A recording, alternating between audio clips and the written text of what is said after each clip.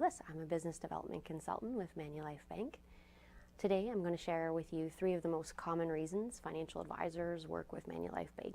Well, one of the most common reasons is we are an advisor-based virtual bank, and that just simply means that our products and services have been designed to support an advisor and complement their practice.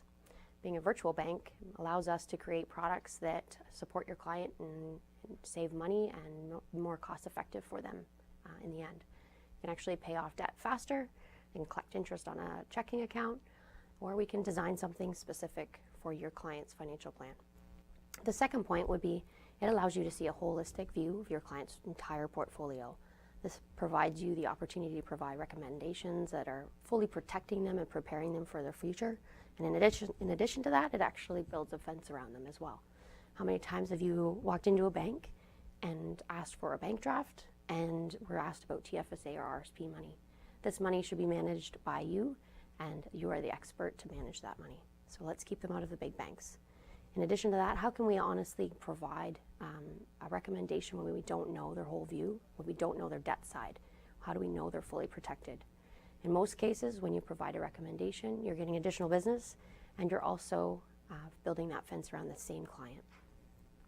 The third point would be you actually get money from us. So you can actually earn an income off of this, and in most cases, we're doing the work for you too. So for an example, let's say you were to provide 2 successful referrals on a monthly basis, let's say about $500,000 over a year's time, you could potentially earn $15,000 in additional revenue. So offering products and services that help your clients get ahead, protecting them from the big banks, and creating an additional revenue are only a few of the reasons why it's important that you include banking solutions into your practice. One last thing I'd like to include is Canadians owe $1.67 for every dollar of disposable income that they have. That just means they need your help. And we're here to help you as well with all of our unique products and solutions at Manulife Bank. We know that you're not the banking expert, so we are here to help. Please reach out to your local business development consultant, and we would be happy to sit down with you and discuss how easy it is to incorporate banking solutions into your practice. Please visit us on our website, manulifebankmortgages.ca. Thank you.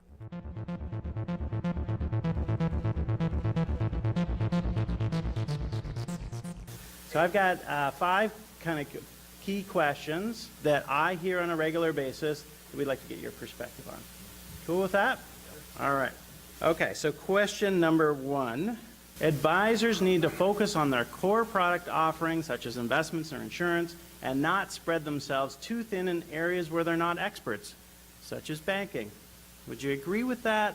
Would you disagree with that statement? Well, how would you respond to that question? Sure. Can everybody hear me okay? I look at my business not as a salesman, but as an advisor. And when it comes to the area of financial advice, I think it's very important that banking is an integral part of their financial planning. And I think that not assisting them in this area, if you don't help them in this area, people will line up to help them in that area, and they also line up to steal your business away for your clients as well. Yeah, I agree with Dan in that regard.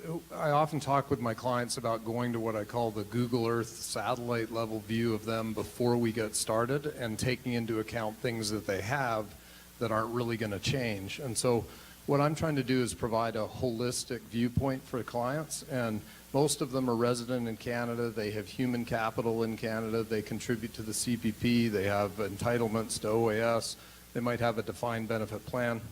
They have a lot of ties to Canada before we ever get started. And so a viewpoint that I can bring to the table is to look more broadly at what they're doing. But in order to see the big picture on that viewpoint, I need to know what else they have. Do you ever run into situations with your clients where they need to take money from their investments, or they can't pay a premium on a product like an insurance product that you're recommending to your client, and you have no idea about where they have other money because you have no visibility over their banking?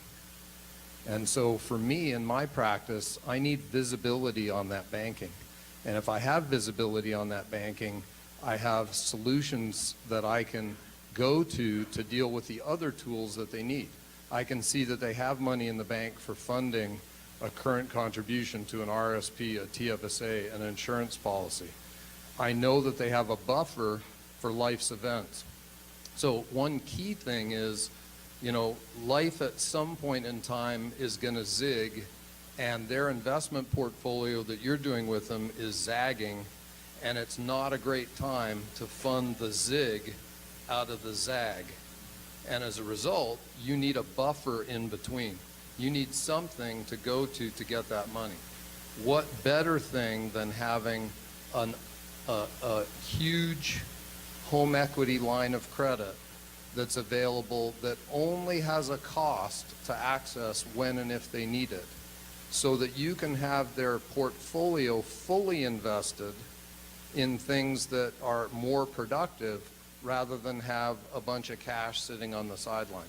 So you've heard the expression cash is king, but cash isn't paying very well as king. So if you can have access to that liquidity, access to that cash when it's needed, holistically as part of the plan, then you can be much more productive with the investment side of their portfolio because you've put in place a tool that can take care of being that buffer. And that concept is applicable to all our clients unless they're uber wealthy. I remember in 2006 when I was introduced to the Manu One, the compensation was $400. And I thought, you know, I can't sneeze for $400 when you run an operation and staff and all of that. And there was no motivation in that $400 for me whatsoever. But we were doing some work in different concepts like Smith maneuvers and that, and it became that the Manu One was a great product for that. And then as I started to work with the product, somewhere along the line I learned that we got paid 10 bips on the you know, the balance. And you know, you saw my assets under administration up there, 24 million. Well, I call it the Porsche plan. You know, you can figure 10 bips on 24 million what that is. And I tell you, it builds up over time. I remember the day that the gals in the office said, "Oh, your Manu Bank renewals are this," and I said, "What?" And you know, people often talk about money, but decide what kind of car that you want to drive, and it's all in the Manu Bank One plan. I've always felt like if you do the right thing for your clients, the compensation part is going to take care of itself. And I must say I don't pay a lot of attention to the compensation from it. I feel like I'm motivated if I know I'm getting something more. So for me, I feel like I've got the relationship with a client. Every time I'm meeting with a client, I have an agenda, their agenda and my agenda. I review both of those, and on my agenda at some point in time, I've got some other idea, some other concept that I want to be talking with them about that adds value back to our overall relationship. I need to be constantly earning the AUM fees or trailers or what's embedded in the particular products that I've already put in place with them every time I have a review meeting. So this is helping me earn that compensation, whether or not I'm compensated a lot from this. But I think, you know, 0.25% on cash, it's not dissimilar to GICs or deferred annuities or other accumulating products. That's pretty consistent, whether it's in fee-based accounts or otherwise. And so that's the compensation in advantage accounts and so forth. And the compensation that Dan referred to on debt under administration is also incremental, but right now you're getting zero. So if I look at it, and I wasn't aware before this meeting exactly what my assets under administration were, but you know, that's paying for one of my assistants. So how many of you could use more help? How many of you could use some additional administrative services in your business and still have a marginal profitability from it?